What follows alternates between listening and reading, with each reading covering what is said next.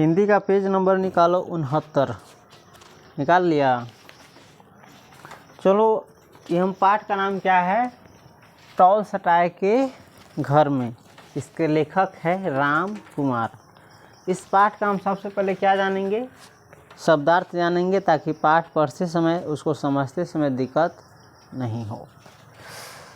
शब्द निधि में देखो सबसे पहला क्या है, यहीं से तो अपन पढ़ना, हम बोलेंगे सिर्फ और तो अपन समझ जाना। ये है यासनाया पोलियाना। कौन सी है, यासनाया पोलियाना। इसका मतलब होता है टॉलस्टॉय का गांव। इसका मतलब क्या होता है, जैसे हम लोगों का गांव है उसी प्रकार से टॉलस्टॉय का गांव। आना करीनीना, टॉलस्टॉय अति है, कुछ भी होगा उसमें गांव है। आना करीनीना का अर्थ होता है टॉलस्टॉय का एक उपन्यास। आना करीनीना क्या है, टॉलस्टॉय का एक उपन्यास है। युद्ध और शांति। कौन सी, अगर इसका शाब्दिक अर्थ देखें तो युद्ध का मतलब होता है लड़ाई और शांति का मतलब होता है शांति। लेकिन यहाँ पर युद्ध और शांति क्या है, एक सुप्रसिद्ध यानी बहुत प्रसिद्ध है। किसका, टॉलस्टॉय का एक उपन्यास है। टॉलस्टॉय का क्या है, एक उपन्यास है। उसके बाद है रेपिन। कौन सी है, रेपिन। रेपिन उन्होंने टॉलस्टॉय के अनेक चित्र बनाए थे। वे टॉलस्टॉय के मित्र भी थे। रेपिन क्या थे, टॉलस्टॉय के मित्र थे और वे उन्होंने टॉलस्टॉय के क्या बनाए थे, अनेक चित्र यानी फोटो बनाए थे। उसके बाद है रोमा रोला। पढ़ लेगा तुम सब, सामने किताब रखना। रोमा रोला। रोमा रोला नोबेल पुरस्कार प्राप्त महान फ्रांसीसी उपन्यासकार है। रोमा रोला क्या है, ये सब नाम है, आदमी का नाम है। किसका नाम है, जैसे अपना इधर नाम है कौन सी, अनमोल, अंगज, चाहे विपिन, तो उसी प्रकार से ये रूस के आदमी का नाम है। समझ गया। रोमा रोला क्या है, एक प्रसिद्ध अति महान फ्रांसीसी उपन्यासकार है। इसको नोबेल पुरस्कार मिला है।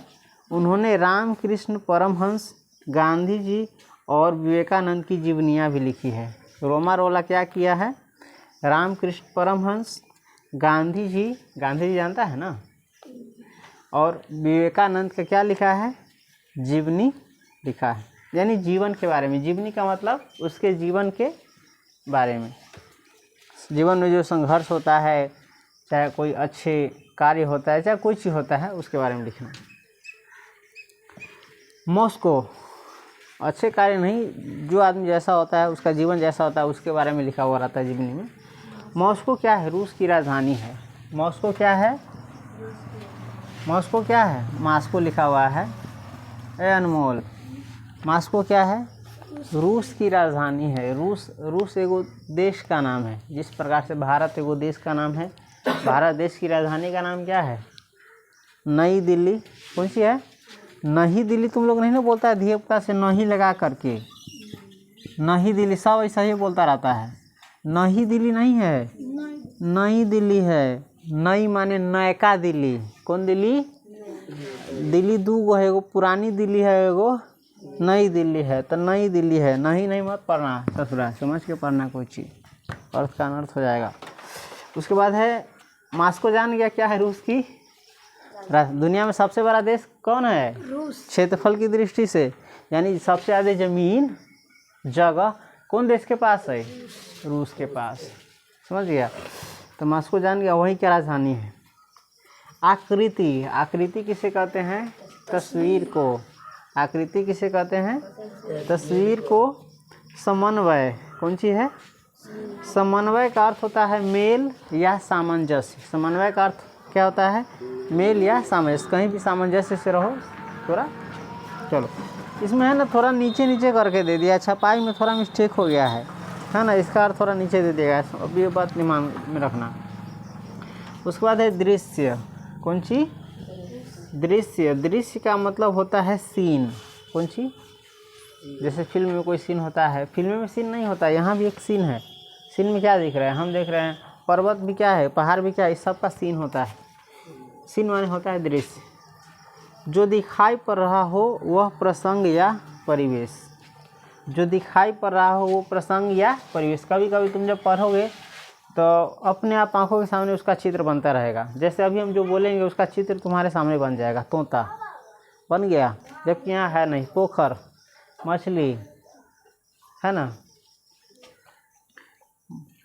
स्कूल, चाहे जिस स्कूल में पढ़ता है उस स्कूल का नाम बोलेंगे तो नाम आज से वहाँ पर तुमने जो जो चीज़ें देखा होगा वो तुम्हारे आंखों के सामने आ जाएगा अभी, जबकि वो चीज़ यहाँ पर है नहीं। तुम्हारे कहाँ पर है? मेमोरी में है, माइंड में है, और वो चीज़ तुमको ऐसा ही दिख रहा। पिलर दिख रहा होगा, पिलर बोलेंगे तो पिलर दिख रहा होगा। बोर्ड बोलेंगे तो बोर्ड दिख रहा होगा, दिखता है ना, जबकि वो यहाँ है नहीं है स्कूल। चलो तो दृश्य समझ गए। उसके बाद है धुंधले। कौन सी?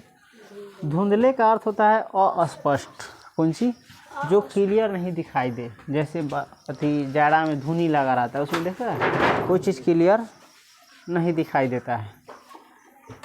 उसके बाद है पियानो। कौन सी है? पियानो एक बाजा जो बड़े आकार का होता है और कुर्सी पर बैठ करके बजाया जाता है। पियानो देखा, एगो एना धैल रहे छे, एना तना रहतो पर ना बजा ले पियानो। चाहे मोबाइलों में तू सब जब थे दू गो बटन टाइप के रहे, एगो उजरका बटन रहे छौ, आई के बीच में करिया अखबार रहता। जस्ट लाइक हारमोनियम, लेकिन हारमोनियम अलग होता है, पियानो अलग होता है।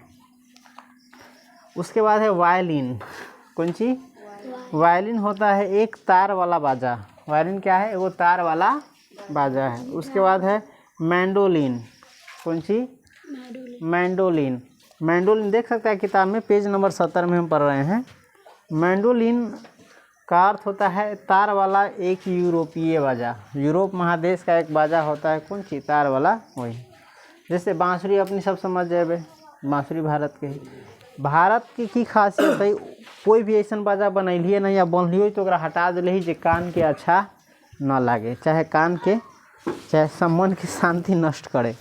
देखिए भारत जो भी बाजा बनैले है एकदम कान के प्रिय लगता, तोरा सुन के कथी लगता, अच्छा लगता। भले अभी के आदमी का बुद्धि भ्रष्ट हो गया, उसका नज़र, कैरेक्टर, सोच ये सब खराब हो गया, तो वो डॉल फॉर डीजे तीजे सलाह शांति फैलाए वाला चीज़ पसंद करता है। ये सत्यानाश की तरफ जा रहा है। छोड़ो, विदेशी शिक्षा भारत को है ना बहुत हद तक इसका मोरल वैल्यू होता है वही ख़त्म कर दिया, लाइफ ही ख़त्म कर दिया। लाइफ बनाने के चक्कर में लाइफ ही ख़त्म कर दिया। चलो मील देखो तो, मील क्या है? दूरी मापने का एक पैमाना है। मील क्या है? दूरी मापने का, यानी लंबाई मापे के, दूरी मापे के वो पैमाना है जो 1760 फीट का होता है। एक मील बराबर कितना फीट? 1760 फीट लगभग। देखो ये जो पटरा तुम देख रहे हो ये 1 फीट का है, दिख रहा है।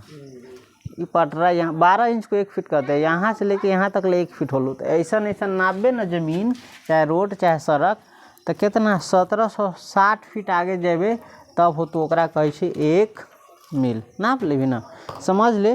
एक कदम अगर 1 फीट के धरे छै, इतना बहुत तो धरे छै ना, आधा फीट के धरे छै आदमी, शायद 1 फीट के नहीं धरे छै।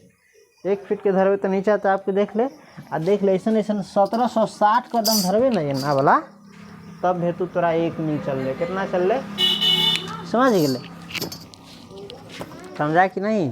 हाँ। उसके बाद है म्यूजियम। कौन सी है? म्यूजियम को कहते हैं हिंदी में संग्रहालय। कौन सी? संग्रहालय को तोड़ोगे तो बनेगा संग्रह जोड़ आलय। ठीक है, आलय माने घर होता है जहाँ पर पुरानी चीज़ों को, चाहे कोई भी चीज़ को सहेज करके रखा जाता है, जमा करके रखा जाता है, उसको कहते हैं संग्रहालय।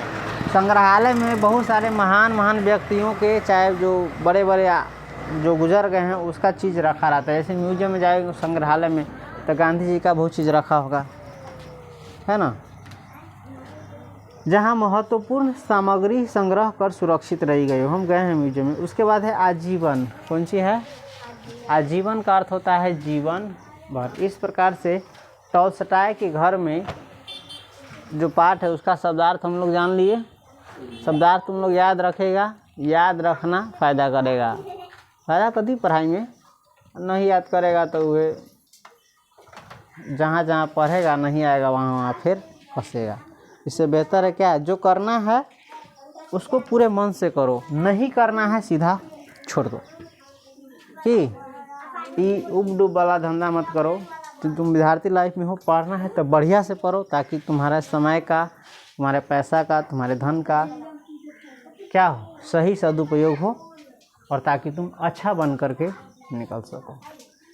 जैसे अभी के तुम विद्यार्थी थोड़ी ना है, तुमको तो अथी है घुसकौआ वाला, घुसुका कह सकता है, ज़बरदस्ती ठेलना पड़ता है तो अपने से पढ़ता है तनका तनका, जबकि तुम्हें खुद भूख होनी चाहिए पढ़ने की। विद्यार्थी है ना, खुद भूख होगा तो खुद से पढ़ेगा, खुद तुम पूछेगा। यहाँ तो हम इतना दिन से पढ़ा रहे हैं, एक को विद्यार्थी हमको ऐसा नहीं मिला है जो खुद से पूछे ये क्या है। एक दो हेबो करेगा तो वो भी संगतिया ससुरा ओकरो बिगाड़िए देता है, समझा। हमको कहना नहीं पड़े, तुम्हें वो भूख होनी चाहिए पढ़ाई का, ठीक है, समझा कि नहीं है। फिर जब मेहनत करेगा, इनकम करेगा, चाहे कमाएगा, तो उसमें कमाने की भूख होनी चाहिए, गलत तरीके से नहीं, सही तरीके से और मेहनत से। ये नहीं कि किसी का कला जात के निकाल मुँह से पैसा। समय तो अभी ऐसा ही है ना, सीधे सीधे दिखाना है, निकाल पैसा एक खोखला, मेहनत करम। जैसे असली कोढ़ी आदमी वो सब समाज के लिए, सोसाइटी के लिए नासूर है, और ऐसा होता है सिर्फ शिक्षा के पतन से, है ना। जब 10-12 वर्ष पढ़ता है तो उसमें आदमी लायक बन करके निकल आना चाहिए। तो अभी के समय देखता है पढ़ाई हर जगह होता है, बहुत वर्ष मेहनत करता है, अब बन करके निकलता है महानालायक, मूर्खों से ज़्यादा नालायक। कम से कम खेती में धान उपजा लेता है, अन्न उपजा लेता है, लेकिन उसे वो भी नहीं होने वाला है, किसी काम के लायक नहीं। जबकि शिक्षा ऐसी होनी चाहिए जिसमें तुम्हारा जीवन को समझने की, हर चीज़ का मतलब जो जीवन के लिए ज़रूरी है उसका नॉलेज होना चाहिए। कोनो एक क्षेत्र में जैसे जीवन चले, इन्हें की दुनिया का सारा ज्ञान तुम में तो आ ही नहीं सकता, किसी में नहीं आ सकता। कोई एक गुण दो गुण ऐसा होना चाहिए जिससे तुम्हारा जीवन क्या हो, सही से चल सके। अब देखो तो इंटर पढ़ के, BA पढ़ के बच्चा निकालता है, उसके हाथ में कौन सा गुण रहता है, क्या करके वो अपना जीवन चलाएगा। तो पढ़ लिख के धोबी का कुत्ता हो जाएगा, ना घर का ना घाट का। इससे अच्छा तो बचपन से ठेला चलाने वाला बन जाता है। ये जब का आँख खुलता है तब तक तो बन गया रहता है, आदमी जी लिया रहता है खा पी के। पढ़ा लिखा आदमी मुँह तक तरह के ना एगो पीस मिलती कोई चीज़ खाए पिए लगे, मुँह में और ये तरह सीधे खाते रही। तो तुमसे बेहतर बन गया ना वो, हाँ। आज तुम पढ़ लिख के तुम्हारा सोच क्या हो जाता है, क्या बन गया है कि हम ये काम नहीं करेंगे, वो काम नहीं करेंगे। अरे शिक्षा तुम्हारा साक्षर बनाने के लिए, ये नहीं कि काम को छाटने के लिए ये काम नहीं करेंगे। तो जो काम करना चाहता है वो बच्चे से चुन लो, अकिल है तो।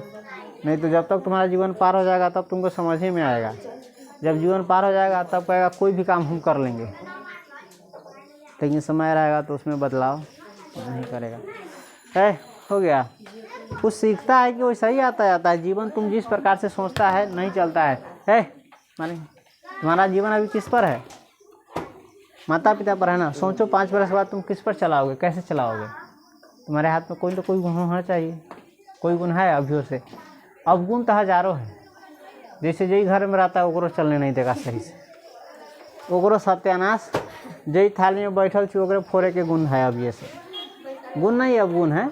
तो इस प्रकार से तुम्हारा जीवन क्या होगा, दूसरा का फोड़ते फोड़ते एक दिन अपने फोड़ना पड़ेगा, सर फोड़ेगा, जहाँ रहेगा उसको अरतर परतर देगा, कुछ बोलेगा, अटपटांग शब्द निकालेगा, लेकिन खुद में नहीं देखे। बुराई देखना चाहिए तो किस में देखना चाहिए, अपने आप में देखो कि तुम क्या हो। तुम देखते हो किस में, दुनिया में कोई भी तुम्हारा रिस्क नहीं लिया हुआ है। तुम किसी का रिस्क लिया हुआ है तो तुम्हारा रिस्क कैसे कोई ले सकता है। इसलिए कभी किसी को बोलने से पहले सोच लिया करो तुम। तो हाँ, बाप मतारी से ना रह जाए कि तू बदमाशी करबी तो तोरा खा ले रे बेटा खा ले। जीवन बदमाशी करबी तो एक लात मार तो सीधे कहाँ धकेल देते हो। जीवन बहुत कठिन होता है वो।